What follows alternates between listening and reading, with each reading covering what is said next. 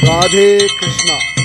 மகோன்னதமான குப்தகாசி க்ஷேத்திரம் இதுதான் மணிகர்ணிகா குண்ட். இந்த இடத்துல கௌமுகத்திலிருந்து கோமுகத்திலேருந்து வரக்கூடிய ஜலம் கங்கா, அந்த பக்கம் கஜமுகத்திலேருந்து வரக்கூடிய ஜலம் யமுனா.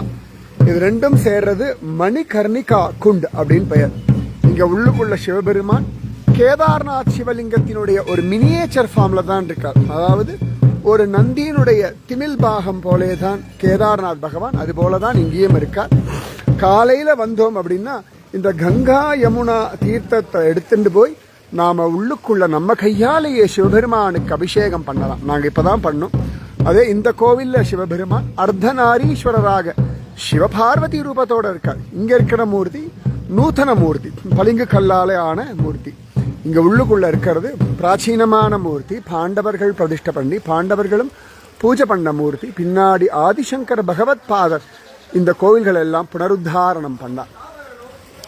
பஞ்ச பாண்டவர்கள் குருக்ஷேத்திர யுத்தம் முடிஞ்ச உடனே காசிக்கு தர்சனத்துக்கு போறார்கள்.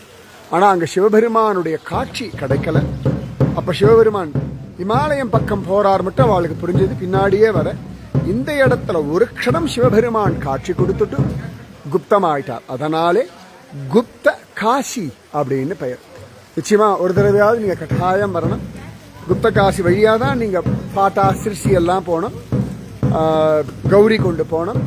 ஸோ கேதார்நாத் போகிற வழியில தான் இந்த குப்த காசி கோவில் இருக்கு. மார்க்கெட்ல இருந்து மேல கொஞ்சம் படியேறினெல்லாம் அழகா வந்துடலாம். கட்டாயம் வாங்கும். உங்களுக்காக காசி குப்த காசி விஸ்வநாதர் காத்தன் இருக்கார்.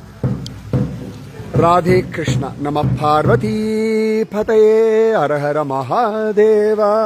இந்த கங்கையும் யமுனையும் உங்களுக்கு சமாதானம், சாந்தி, நிம்மதி, ஐஸ்வர்யம், பக்தி உங்க குடும்பத்துக்கு எல்லாம் தரட்டும்.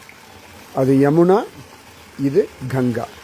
ராதே கிருஷ்ணா.